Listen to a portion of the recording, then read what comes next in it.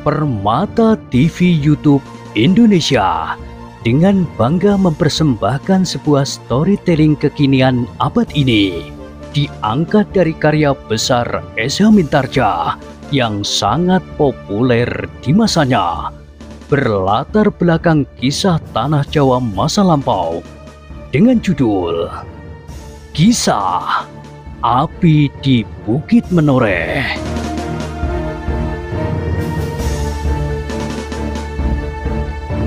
Pada kesempatan yang sangat baik ini, kita masuk pada episode yang ke-562.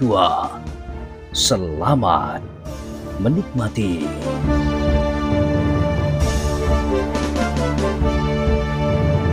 Di akhir kisah sebelumnya disebutkan, mereka tidak sempat berbincang lebih lama lagi. Kuda yang menyusul Ki Legowo itu sudah semakin dekat, tetapi Ki Legowo tidak lagi berpacu melarikan diri. Justru ialah yang kemudian melintangkan kudanya di tengah jalan. Dalam pada itu lurah prajurit yang semula mengejar Ki Legowo dengan penuh kecurigaan itu menjadi termangu-mangu. Sejenak ia memandang kedua prajuritnya berganti-ganti. Tetapi pada wajah prajurit-prajurit itu, ia pun melihat kebimbangan seperti di hatinya sendiri. "Jangan bingung menghadapi keadaan seperti ini," berkata Ki Legowo. "Kita harus mengambil sikap." Lurah prajurit itu tidak menjawab, tetapi ia mengambil sikap bahwa ia akan berpihak Ki Legowo untuk sementara. Jika ada perkembangan keadaan, ia akan mengambil sikap lain. Dalam pada itu orang yang berpacu mengejar Ki Legowo sudah menjadi semakin dekat dan kemudian berhenti beberapa langkah di hadapannya. "Kau tidak lari terus?" bertanya orang itu. "Tidak," jawab Ki Legowo. "Aku memang menunggu kau berdua. Di mana Ki Songgobumi?" Tetapi orang itu tidak perlu menjawab. Mereka segera mendengar derap kaki kuda mendekat. Ternyata Ki Songgobumi telah menjadi semakin dekat pula.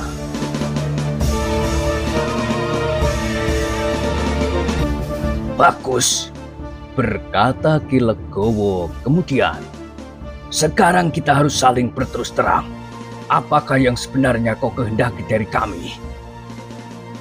"Bertanyalah kepada Ki Songgobumi."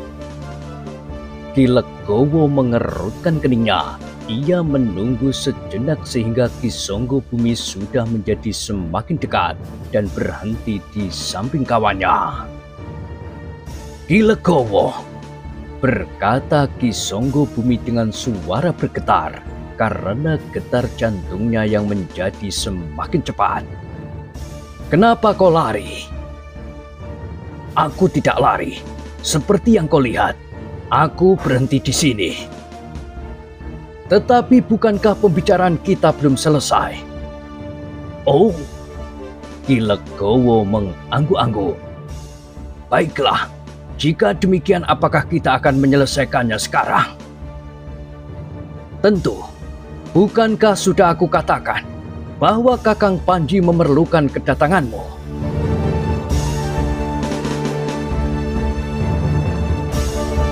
Ki Legowo menarik nafas dalam-dalam. Katanya, "Baiklah, aku berterus terang Ki Songgobumi. Aku tidak dapat mempercayaimu. Kau tentu tidak ubahnya seperti kawan-kawanmu yang ingin memutus jalur yang menghubungkan orangku. Yang tertawan itu dengan orang yang kau sebut Kakang Panji itu. Kau terlampau berprasangka. Dalam keadaan seperti aku sekarang ini, maka aku harus berwaspada." "Kau keliru Ki Legowo." "Tidak, aku tidak keliru." Ki Legowo berhenti sejenak.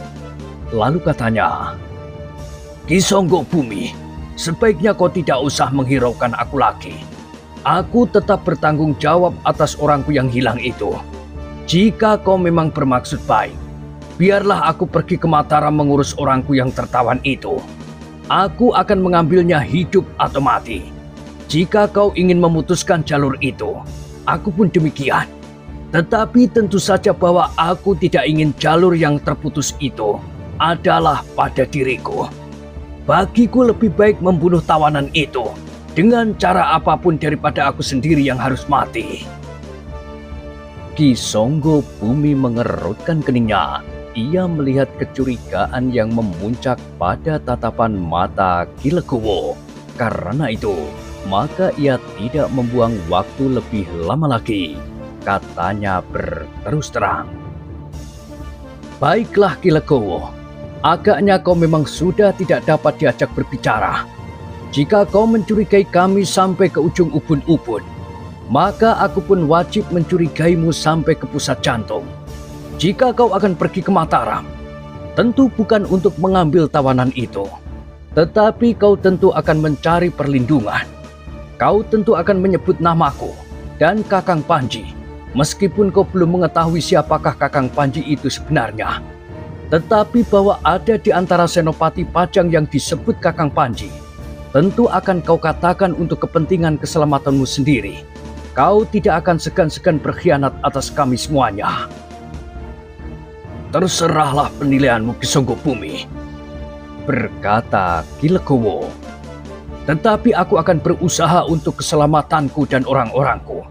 Jika aku berhasil membunuhnya, maka aku dan anak buahku yang lain akan selamat. Sebenarnya kau pun akan selamat pula.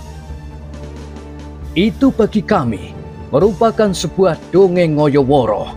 Bagi kami, kau tentu hanya sekedar akan melarikan diri setelah kau membunuh seorang senopati yang bertugas memanggilmu dengan niat yang baik. Omong kosong. Jika demikian, maka di antara kita tidak ada lagi yang dapat dibicarakan, yang dapat dicari persesuaiannya. Kau teguh pada sikap curiga dan prasangka, sedang aku mencoba untuk menemukan jalan keluar yang sebaik-baiknya. Ki Songgo Bumi, hanya ada satu pilihan bagiku. Pergi ke Mataram untuk menyelamatkan anak buahku. Jika karena itu aku akan ditangkap dan digantung oleh orang-orang Mataram atas izin Kanjeng Sultan Pajang, aku tidak peduli. Wajah Ki Songgo Bumi menjadi merah padam. Katanya, jangan menjadi besar kepala. Kau kira bahwa 3 orang anak buahmu itu dapat menggetarkan dadaku? Ki Legowo, aku tahu bahwa kau adalah seorang prajurit pilihan, tetapi aku adalah Songgo Bumi dan kawanku yang seorang ini adalah tamuku dari pesisir utara yang dikenal dengan sebutan angin laut. Sedang sebenarnya namanya adalah Kudo Pradopo. Kami adalah saudara seperguruan. Karena itu Ki Legowo, kalian berempat tidak akan banyak berarti bagi kami berdua. Sebelum Ki Legowo menyahut, tiba-tiba Ki Lurah berkata, Ki Legowo, aku kira kami bukan 4 ekor tikus yang bertemu dengan 2 ekor kucing. Mendengar jawaban lurah prajurit itu, Ki Legowo menarik nafas dalam-dalam. Ia dapat menangkap makna yang tersirat. Dengan demikian lurah prajurit itu akan berpihak kepadanya. Meskipun demikian, Ki Legowo yang sedang diliputi oleh kecemasan dan kecurigaan itu tidak mengetahui apa yang akan dilakukan oleh prajurit-prajuritnya setelah pertengkaran dengan Ki Songgo Bumi selesai. Namun pada itu, jawaban lurah prajurit itu membuat Ki Songgo Bumi menjadi semakin marah. Katanya, kalian seharusnya mengerti siapa Senopati Songgo Bumi. Seterusnya terserah kepada kalian. Hampir setiap prajurit mengerti siapakah Songgo Bumi, tetapi juga setiap prajurit tidak akan membiarkan kepalanya dipenggal tanpa berbuat apapun juga. Selebihnya aku adalah seorang lurah prajurit yang dalam keadaan tanpa pilihan. Karena itu, sebaiknya aku mempertahankan diriku. Jika aku dapat tetap hidup, meskipun Ki Legowo tidak ada dan kemanapun ia pergi, aku akan dapat mengatakan bahwa orang yang lebih tinggi kedudukannya di dalam hubungan antara prajurit yang menghendaki runtuhnya Mataram adalah Ki Songgobumi, seorang senopati Linowe. Persetan, geram Ki Songgobumi. Lalu katanya kepada kawannya, Udo Pradopo, kita akan membagi tugas. Biarlah aku mengurus Ki Legowo. Jika prajurit-prajurit itu akan membantunya, aku tidak berkeberatan. Kau bungkam saja mulut lurah itu untuk selamanya, agar ia tidak lagi dapat menyebut namaku di hadapan orang Pajang atau orang Mataram. Orang yang bernama Udo Pradopo itu menganggukkan kepalanya. Katanya, aku memang sudah muak mendengarnya.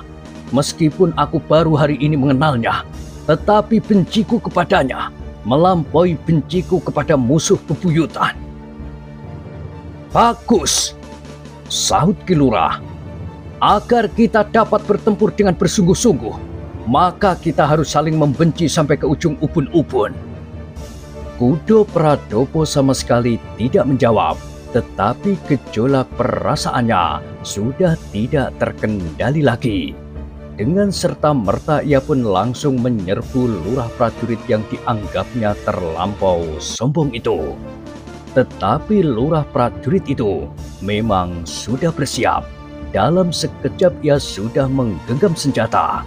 Ketika serangan itu tiba, ia menggerakkan kendali kudanya dan siap untuk melawan.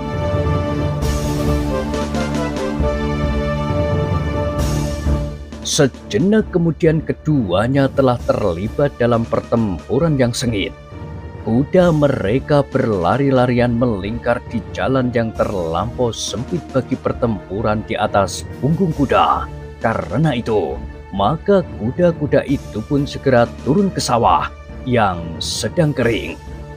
Dua orang prajurit yang mengawal Ki Lurah itu tidak membiarkan pimpinannya bertempur seorang diri. Mereka pun segera terjun ke dalam arena. Sehingga 4 orang berkuda berkejar-kejaran dengan senjata telanjang di tangan. Dalam pada itu, Ki Legowo pun sudah siap pula menghadapi Ki Songgobumi. Ki Legowo sadar sepenuhnya bahwa orang yang bernama Songgobumi itu memiliki kemampuan yang luar biasa. Tetapi Ki Legowo sendiri yakin akan dirinya. Bahkan di dalam hatinya ia berkata, aku baru mendengar nama dan kelebihannya dari mulut ke mulut, tetapi aku belum pernah melihatnya di medan perang. Sejenak kemudian Ki Songgobumi yang sudah sampai ke puncak kemarahannya itu pun mendekat. Dengan wajah yang merah ia berkata, Ki Legowo, sebutlah nama ibu bopomu untuk yang terakhir. Sebentar lagi yang tinggal hanyalah namamu saja, Ki Legowo. Seorang yang tidak pernah berhasil menyelesaikan tugasnya dengan baik. Ki Legowo mengerutkan keningnya, namun tiba-tiba ia mendera kudanya sehingga kudanya itu meloncat maju. Sebentar kemudian keduanya pun telah bertempur pula dengan sengitnya. Seperti Ki Lurah yang bertempur bersama kedua pengawalnya melawan Udo Pradopo di tengah-tengah sawah, maka kuda Ki Legowo dan Ki Songgobumi pun telah menginjak-injak tanaman Polowijo yang sedang tumbuh. Kedua belah pihak di dua lingkaran pertempuran itu pun mengerahkan segenap kemampuan yang ada pada diri masing-masing. Apalagi ketika mereka menyadari bahwa ternyata ada 1-2 orang yang melihat dari kejauhan perkelahian berkuda di tengah-tengah sawah itu tanpa menghiraukan tanaman yang rusak. Tetapi kedua belah pihak tidak mau melepaskan kesempatan untuk keluar dari arena dengan selamat. Ki Songgobumi yang merasa dirinya seorang senopati pilihan menjadi heran bahwa ternyata Ki Legowo adalah seorang yang memiliki pengalaman yang luas di dalam perang tanding. Ia adalah seorang penunggang kuda yang baik, senjatanya berputaran dan sekali-sekali mematuk dengan cepatnya. Karena itu, Ki Songgo Bumi tidak lagi menganggap dirinya seorang senopati yang memiliki kemampuan jauh di atas lawannya. Semakin lama terasa olehnya bahwa jika Ki Legowo berani menentang dan melawannya langsung berhadapan, adalah karena Ki Legowo memang memiliki bekal yang cukup untuk melakukannya. Sementara itu, Gudo Pradopo pun bertempur dengan gigihnya. Ki Lurah adalah seorang yang kasar, kuat, dan kadang-kadang tidak dapat diduga tata geraknya. Dibantu oleh 2 orang prajuritnya, menjadikannya seorang yang berbahaya. Karena itu, Gudo Pradopo yang memiliki gelar di pesisir utara angin laut itu ternyata harus memeras segenap kemampuannya untuk melawan 3 orang yang dapat bergerak dengan cepat, kasar, dan bahkan mengejutkan sama sekali. Tetapi orang yang bergelar angin laut itu memiliki pengalaman yang luas pula seperti Songgo Bumi dan Ki Legowo. Bahkan ia mempunyai kelebihan dari orang kebanyakan, sehingga ia disebut angin laut. Angin yang kencang dan dapat menimbulkan prahara di lautan. Jika angin laut mengerahkan segenap kemampuannya, maka lautan pun bagaikan diaduk dan batu-batu karang menjadi retak dan pecah berguguran. Orang yang bernama angin laut itu menjadi heran melihat lawan-lawannya. Ia adalah seorang lurah prajurit yang biasa bertempur dalam kelompok yang besar dan hanya mempunyai sekedar kemampuan membela diri di peperangan apabila diperlukan harus bertempur seorang lawan seorang. Tetapi lurah prajurit Pajang ini mempunyai kemampuan perang tanding yang luar biasa. Kekasarannya kadang-kadang dapat menumbuhkan kecemasan di hati lawannya. Apalagi sekali-sekali lurah itu berteriak nyaring sambil mengayunkan senjatanya. Pertempuran itu memang menarik perhatian orang yang melihat dari kejauhan. Beberapa orang menjadi ketakutan, tetapi yang lain justru memanggil kawan-kawannya. "Sawah Ki Panut menjadi debu, tanamannya hancur," berkata seorang petani kepada kawannya. "Panggil Ki Panut, tidak ada gunanya. Ia tidak akan dapat berbuat apa-apa." "Siapakah yang bertempur itu?" "Tidak tahu. Di antaranya ada prajurit Pajang. Mungkin prajurit Pajang sedang mengejar penjahat." Tetapi mereka tidak dapat mengerti apa yang sebenarnya terjadi. Mereka melihat perkelahian itu dari kejauhan. Mereka tidak melihat bahwa prajurit Pajang ada di kedua belah pihak yang sedang bertempur itu. Demikian besar usaha mereka untuk saling membunuh, maka mereka pun telah mengerahkan segenap tenaga yang ada, segenap kemampuan dan ilmu. Ki Legowo yang mempunyai ilmu yang tangguh berusaha untuk dapat mengimbangi kemarahan Ki Songgo Bumi, seorang senopati yang pilih tanding.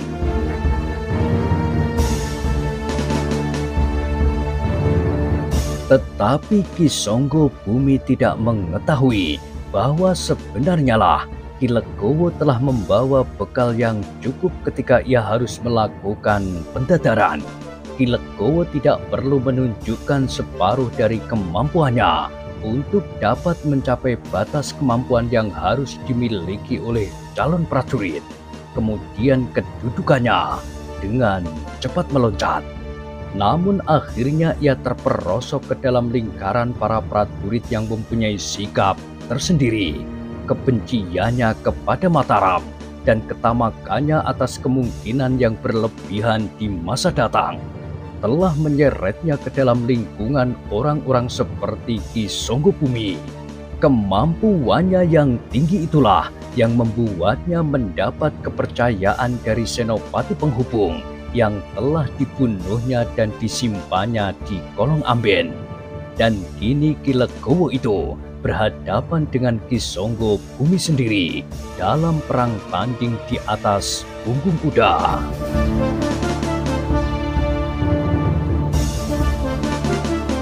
Dan perang tanding itu adalah perang tanding yang sangat sengit. Masing-masing telah memeras kemampuan mereka mengendalikan kuda masing-masing, selain mengerahkan segala macam ilmu yang pernah mereka pelajari. Ilmu ketangkasan, olah kanuragan dan senjata, tetapi juga akal dan kepandaian memperhitungkan waktu. Sekejap pun akan dapat berarti maut di dalam perang tanding yang demikian. Ki Songgo Bumi yang menganggap bahwa membunuh Ki Legowo bukan suatu tugas yang berat, menjadi sangat marah ketika ia melihat kenyataan bahwa Ki Legowo mampu mempertahankan dirinya untuk waktu yang lama.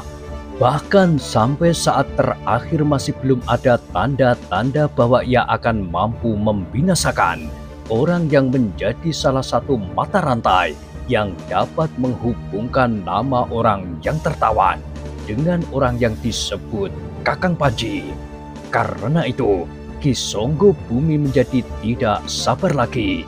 Ia harus dapat membunuh Ki Legowo dengan cara apapun juga. Karena itu, maka Ki Songgo Bumi pun menjadi semakin garang. Segenap tenaga cadangan yang ada di dalam dirinya segera dikerahkannya, sehingga tandangnya menjadi semakin cepat dan garang. Tetapi ternyata bahwa Ki Legowo pun berbuat serupa. Tenaga cadangan dan ilmu pamungkas yang dibawanya dari perguruannya sejak ia memasuki lingkungan keprajuritan telah dikerahkannya pula untuk melawan kedahsyatan ilmu Ki Songgo Bumi.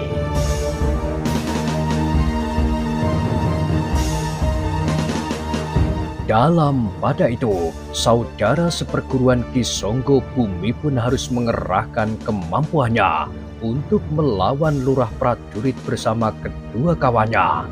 Mereka bertempur bersama dengan dahsyatnya, semakin lama menjadi semakin kasar dan bahkan menjadi agak buas. Kudo Pradopo yang juga disebut angin laut itu pun harus berbuat seperti saudara seperguruannya. Ia harus mengerahkan segala kemampuan yang ada padanya. Namun ketika lawannya ternyata memiliki ilmu yang tangguh, setiap kali Kudo Pradopo mendesak salah seorang lawannya, maka yang lain pun segera mengisi kelemahan itu dengan serangan yang sangat sengit. Sehingga dengan demikian, Kudo Pradopo tidak sempat untuk membinasakan salah seorang pun dari ketiganya. Aku harus membinasakan mereka bersama-sama, geram Kudo Pradopo di dalam hatinya. Karena itu, maka ia pun segera mempersiapkan diri. Jika ia tidak berhasil, maka ia tidak akan dapat segera menyelesaikan perkelahian itu. Apalagi ketika ia sadar, orang yang melihat perkelahian itu semakin lama menjadi semakin banyak meskipun dari kejauhan.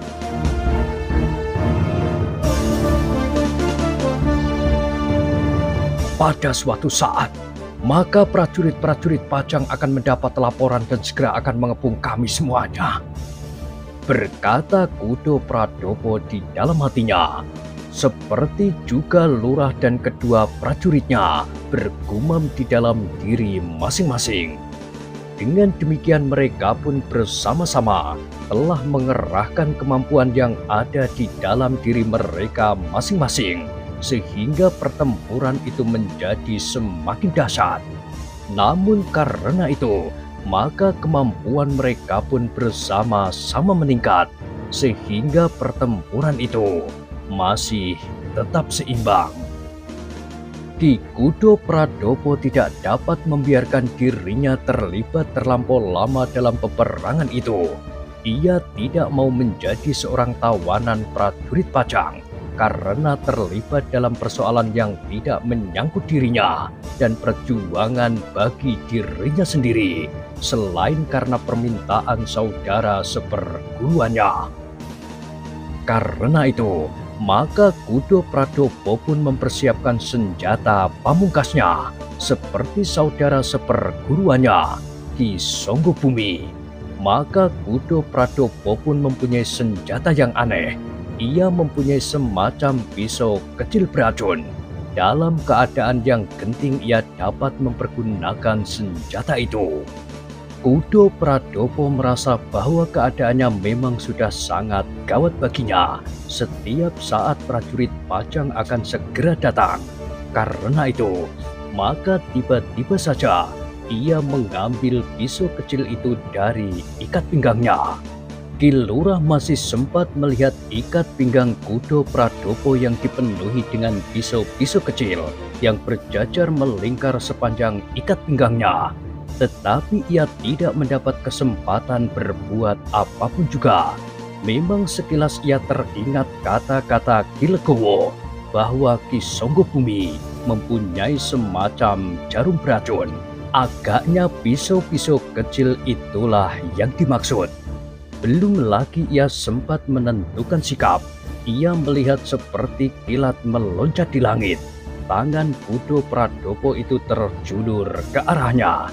Ia merasa sesuatu menyentuh dadanya. Namun kemudian ia sadar bahwa yang menyentuh dadanya itu adalah sebilah pisau kecil. Agaknya kedua prajuritnya pun melihat hal itu. Tetapi ternyata mereka masih mempunyai kesempatan.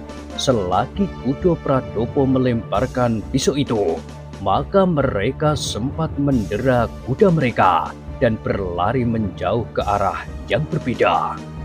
Kudo Pradopo pun tidak segera mengejar mereka. Ia masih bersiap menghadapi sikap terakhir dari Ki Lurah itu. Ternyata Ki Lurah masih berusaha untuk menyerangnya dengan senjata teracu. Tetapi racun yang bekerja di dalam tubuhnya adalah racun yang sangat tajam. Sehingga dalam beberapa saat yang pendek, Ki Lurah sudah kehilangan tenaganya. Karena kudanya masih saja berlari. Tubuh Ki Lurah yang menjadi lemah itu seolah-olah tertunduk dan menelungkup di punggung kudanya. Pada itu, Ki Legowo melihat senjata yang dipergunakan oleh Kudo Pradopo. Sekilas ia teringat bahwa Ki Songgobumi pun tentu memiliki senjata yang serupa. Sehingga karena itu, maka ia pun segera memperhatikan apa yang dilakukan oleh Ki Songgobumi. Tidak mustahil bahwa Ki Songgobumi pun akan segera menyerangnya dengan senjata beracun itu.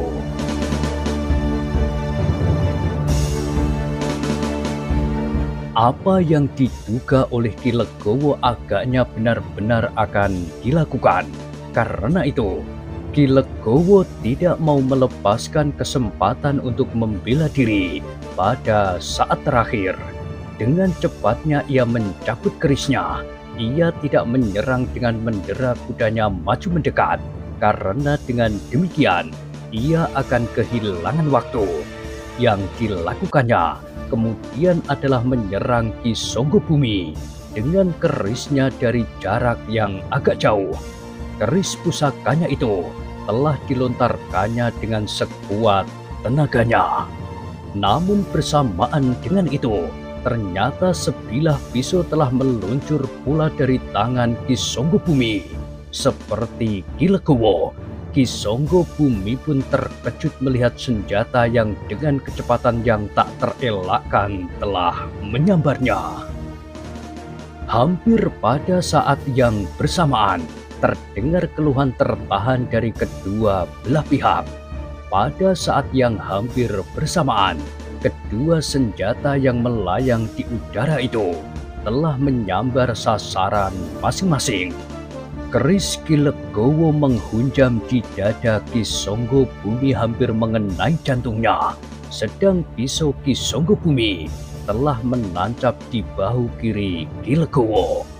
Meskipun pisau kecil itu sebenarnya tidak menusuk tempat yang berbahaya, tetapi racunnya lah yang telah merambat ke segenap urat nadi Ki Legowo, seperti juga warangan di kerisnya yang seakan-akan telah membekukan darah Ki Songgobumi.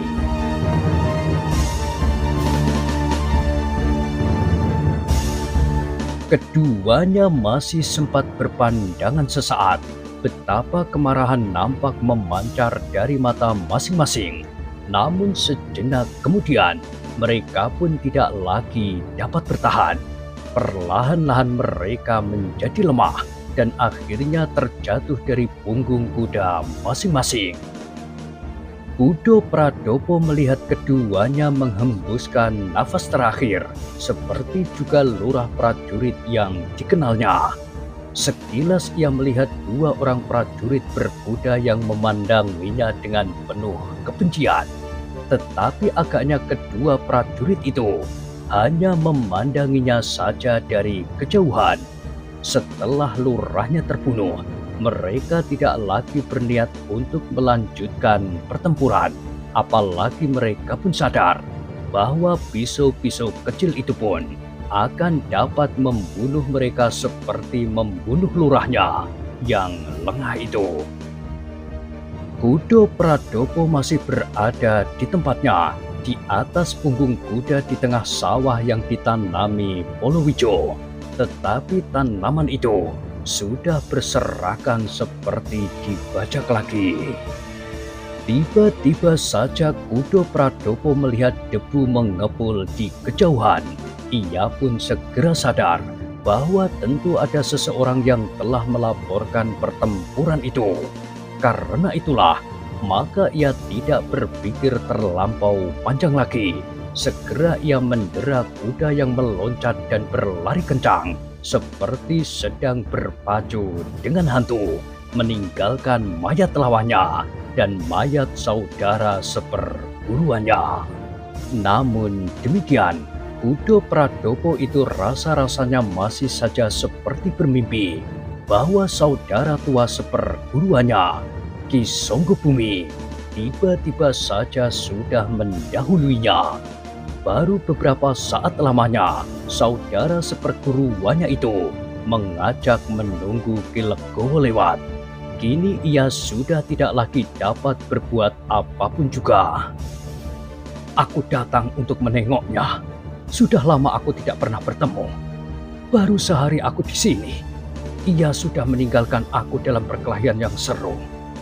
Agaknya Ki Legowo itu pun seorang yang memiliki kemampuan yang tinggi, katanya di dalam hati. Dalam pada itu, kudanya masih berpacu terus. Ia tidak tahu dengan pasti kemana ia pergi. Tetapi ia tidak menghiraukannya lagi. Ia harus menjauhi arena pertempuran sebelum para prajurit dipajang mengepung dan menangkapnya. Ketika ia berpaling, ternyata tidak ada seorang pun yang mengejarnya. Jaraknya memang terlampau jauh. Karena itu, maka ia tidak perlu berpacu secepat-cepatnya lagi. Apakah kedua prajurit itu tidak melarikan diri? Bertanya Gudo Pradopo di dalam hatinya. Sebenarnya lah, kedua prajurit yang bertempur melawan Gudo Pradopo itu tidak melarikan diri. Mereka tidak dapat ingkar lagi bahwa pada suatu saat mereka akan dapat tertangkap. Karena itu, daripada harus bersembunyi dan hidup dalam ketakutan, lebih baik menyerahkan diri.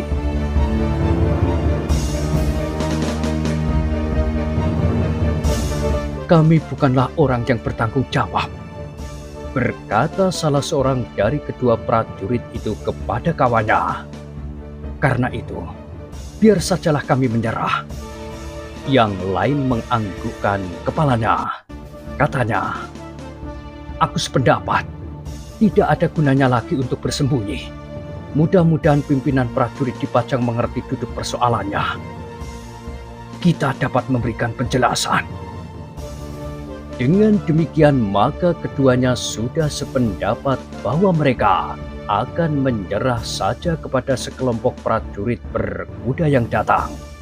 Prajurit-prajurit yang datang itu pun terkejut ketika mereka melihat dua sosok mayat yang tergolek di tanah. Mereka sudah mengenal keduanya dengan baik. Dua orang senopati pilihan, desis lurah prajurit berkuda yang memimpin kelompok itu. Iya, Ki Legowo dan Ki Songgobumi. Prajurit-prajurit berkuda itu pun kemudian melihat mayat yang lain, lurah prajurit yang mereka kenal juga. Lurah yang memimpin pasukan berkuda itu pun kemudian memandang kedua orang prajurit yang sudah turun dari kudanya. Dengan ragu-ragu dia bertanya, "Siapakah yang telah membunuh mereka?" Salah seorang prajurit itu berkata, "Kedua senopati itu saling berbunuhan. Mereka telah mati sampiuh dalam perang tanding. Dan lurahmu itu, seorang yang bernama Kudo Pradopo telah membunuhnya." "Siapa Kudo Pradopo?" "Menurut keterangan yang aku dengar sebelum kami berkelahi, Kudo Pradopo adalah saudara seperguruan Ki Songgobumi." "Apakah sebabnya kalian berkelahi?" Kedua prajurit itu termangu-mangu, namun kemudian salah seorang dari mereka pun berkata berterus terang apa yang sebenarnya sudah terjadi. Sejak mereka mendapat tugas untuk mencegat Ki Jurumartani, kemudian perselisihan antara Ki Legowo dengan seorang senopati yang memberikan perintah kepadanya, sehingga Ki Legowo telah membunuhnya. Akhirnya sampiuh dengan Ki Songgobumi dan lurahnya terbunuh oleh Kudo Pradopo. Prajurit itu menceritakan segala-galanya, sehingga lurah yang memimpin kelompok prajurit berkuda itu menggeleng-gelengkan kepalanya.